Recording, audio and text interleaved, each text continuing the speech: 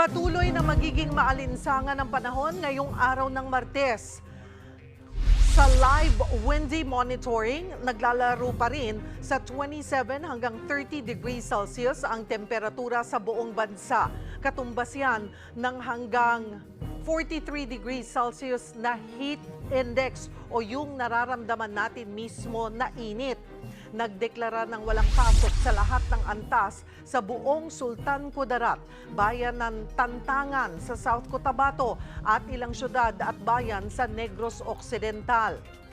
At kapapasok lang, nagsuspindi na rin ng afternoon face-to-face classes ang Caloocan City sa lahat ng antas maliban sa grade 6 students na kasalukuyang kumukuha ng National Achievement Test. Elementary hanggang senior high school naman ang walang pasok sa Quezon City, Muntinlupa, pati na sa ilang bayan sa Bulacan, Pangasinan at sa Visayas. Mismong Department of Education ang nagsabi na may discretion ang bawat LGU at school officials na magsuspindi ng klase kapag sobra na ang init.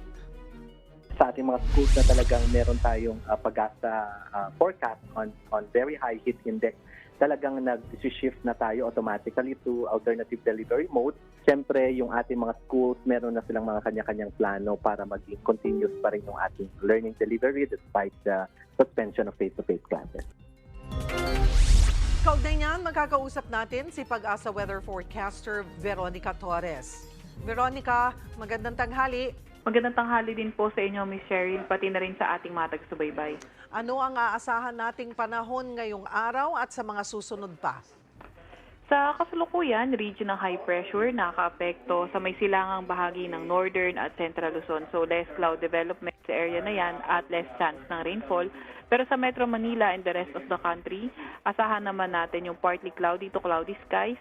May mga tsansa ng mga localized thunderstorm. So, sa mga susunod na araw, ganun pa rin yung panahong inaasahan natin, partly cloudy to cloudy skies, maliban na nga lang sa may bandang silangang bahagi ng Mindanao area dahil pagdating ng Thursday, posible maging maulan, Thursday and Friday po. Pero anong temperatura ang pinag-uusapan natin dito? Opo, kung sa air temperature dito sa Metro Manila, 25 to 34 degrees Celsius posible. Although, kung ang titignan naman natin is heat index o yung init factor, so dito sa may Pasay City, posibleng umabot ng 42 degrees Celsius yung heat index. And ito yung init na nararamdaman natin. Sa may Science Garden naman, 41 degrees Celsius. Although, for today, ang nakikita nating posibleng pinakamataas based sa ating forecast is dito sa may bandang Rojas Capiz, Rojas City sa may Capiz, kung saan posible umabot ng 44 degrees Celsius yung heat index. At sa mga susunod na araw, ganito rin ang aasahan natin. Mas titindi ba ang nararamdaman nating heat index ngayong buwan ng Abril at Mayo? Po, sa nakita natin ngayon, posibleng tumaas yung temperature dahil yung max temp natin usually talaga may natin nakukuha. Nagbigay ang Pag-asa ng kategorya ng init base sa epekto dito sa katawan. Merong caution, extreme caution, danger at extreme danger. Pwede mo bang ipaliwanag ito sa amin, Veronica? Opo, although sa ating bansa, ang usually talaga natin nararanasan is nasa mga bandang extreme caution. So, yung una, pag caution, 27 to 32 degrees Celsius yung heat index. So, posible yung fatigue is possible kapag may mga prolonged exposure tayo sa labas at activity.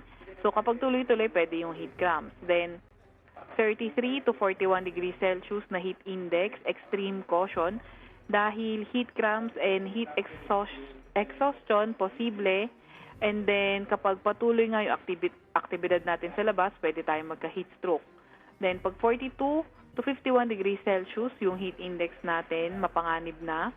Dahil heat cramps at saka heat exhaustion, mataas yung tsansa, at heat stroke ay posible kapag patuloy exposure natin sa mainit na panahon. And then 52 degrees Celsius, napakamapanganib na nito dahil posible na nga or posible yung heat stroke po sa atin. At puntahan naman natin yung level ng ating mga dam. Kumusta? kung titingnan natin yung levels ng dam natin, mapapansin natin based sa ating dam water level update, halos lahat ay mas mababa sa normal water level. Although yung mga kasama po natin sa may hydro department, sila po yung mas makakapagsabi kung mapanganib na ba na itong mga mas mababang level na tubig na ito. Kanina may nabanggit ka, may araw na makakaranas tayo ng pag-ulan. Anong araw ulit ito at saang mga lugar? Po, mostly sa may silangang bahagi ng Mindanao area, around Thursday, Friday, posibleng maging maulan po sa areas po na yun. At Veronica, itong tindi ng init na nararanasan natin, hanggang kailan kaya ito? Po, itong mainit na panahon natin, until yung dry season natin is posible hanggang May. And then pagdating ng June, possible na po tayo mag-announce ng amihan season. Although, titingnan pa rin natin based sa mga data natin kung mapapaaga ba or mapapalate ba yung pagdeklara po natin.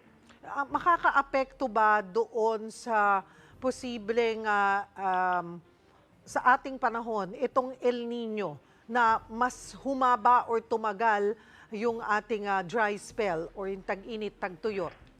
Opo, kung with regards naman po dito, kasi sa ngayon, kung pagbabasehan yung nilabas ng mga kasama natin sa Climatological Department, yung El Nino natin ay magpe-persist ng March, April, May. Although nagwi-weekend na siya. Then, usually kasi, posible ito maka-apekto kasi kapag nasa may El Nino season po tayo, tumataas po yung tsansa na yung mga ulan is below normal po per month. Alright, maraming salamat for the update. Pag-asa Weather Forecaster, Veronica Torres.